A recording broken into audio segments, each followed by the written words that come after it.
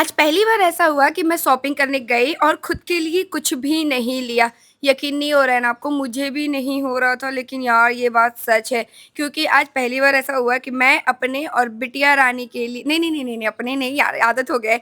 अपने पति देव और बिटिया रानी के लिए थोड़े-मोड़े सामान लिए। उनके पास थोड़ा-सा टी-शर्ट वगैरह, शर्ट वगैरह नहीं था, तो वो मैंने ज़बरदस्ती एकदम कसम किया धरा के मैंने कहा नहीं आज आप चलोगे और लोगे। तो हम लोग पहुँच गए थे ज़ूडियो में क्योंकि अब समझ में आ नहीं रहा था, तो बहुत रैंडमली बहुत कम समय था, तो हमने सोचा ले लेते हैं। और फाइनली अपने लिए ज़्यादा कुछ नहीं, देखो अब डाँटना मत आप लोग। तो मैंने स्लीपर ले लिया क्योंकि मेरा स्लीपर टूट गया था मॉल में ही, तो हमने कहा कि चलो अब इसी बहाने कम से कम मेरा तो हुआ ना कुछ। तो मैं यहाँ पे सैंडल देख रही थी, तो फिर वो डाँटने लगे कि फिर तुम ऐसा सैंडल लो कि फिर टूट जाएगा, फिर कहोगे कुछ नया दिलाओ। तो इसीलिए इन्होंने ये वाला कंफर्टेबल वाला बहुत ही प्यारा स्लाइडर दिला दिया मुझे।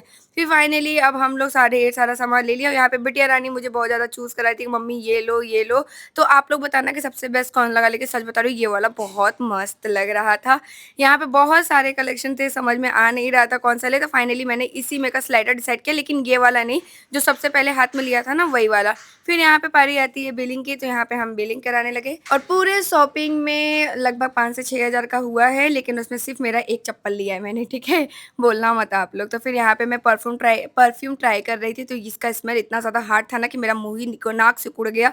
फिर फाइनली हम लोग ढेर सारा शॉपिंग करके अब निकलते हैं यहाँ से बाहर।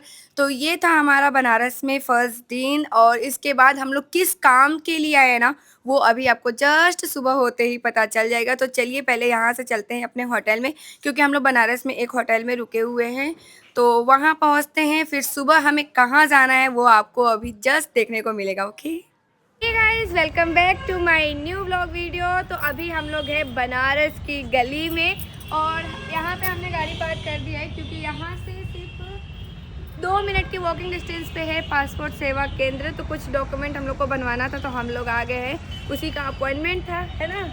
हाँ, तो और बंसू को लगी है भूख। बंसू को लगी है भूख बहुत जोर की। तो चलते हैं, अभी हम लोग सुबह से कुछ नहीं खाए, चाय वगैरह भी नहीं पिए, तो चाय पी लेते हैं और आपको दिखाते हैं कि क्या करने वाले हैं हम लोग के। ओके। तो पता नहीं मेरे साथ ऐसा होता है कि आप लोग के साथ भी ऐसा होता है, नहा के या ब्रश करने के बाद ना बहुत जोर की भूख लग जाती है। तो सुबह सुबह कुछ मिल ही नहीं रहा था, तो हमने सोचा चलो फल फ्रूट ही खा लेते हैं। तो यहाँ पे बहुत ही अच्छा अमरूद मिल रहा था, एकदम देसी अमरूद था, तो हमने यहाँ पे अमरूद पैक करा लिए। खीरा ककड़ी तो खाने का मन था नहीं, तो फिर यहाँ पे अब मैं पहुंच गई पासपोर्ट सेवा केंद्र के जस्ट बाहर, और देख सकते हो कितनी लंबी लाइन है। और गाइस मैं आपको एक चीज बता दूं कि ये जो पूरा पासपोर्ट का प्रोसेस था ना, मैंने घर बैठे बैठे ही किया है। तो कैसे किया है, मौजे ट्रिप लिमिटेड जो कि मिर्जापुर के हैं, ये सारा काम ऑनलाइन कर देते हैं। अगर आप कहीं घूमना चाहते हो ना, तो ट्रैवल से लेके होटल तक सब कुछ की अरेंजमेंट ये कर देते हैं बहुत ही कम बजट में। तो डिटेल्स के लिए कमेंट बॉक्स चेक कर लेना, मैं वहां मेंशन कर दूंगी। सोचा कि चलो अब चाय पी लेते हैं। तो मैंने अभी अमरूद नहीं खाया, देख सकते हो पैकेट में ही रखे हैं, सोचा चाय पीने के बाद ही खाएंगे क्योंकि ठंडा तो गर्म हो जाता है ना। बहुत ज्यादा प्रतीक्षा करना पड़ा, मतलब जिंदगी में पहली बार तो पासपोर्ट बनवाने गए थे, मुझे नहीं पता था कि इतना ज्यादा वेट करना होगा।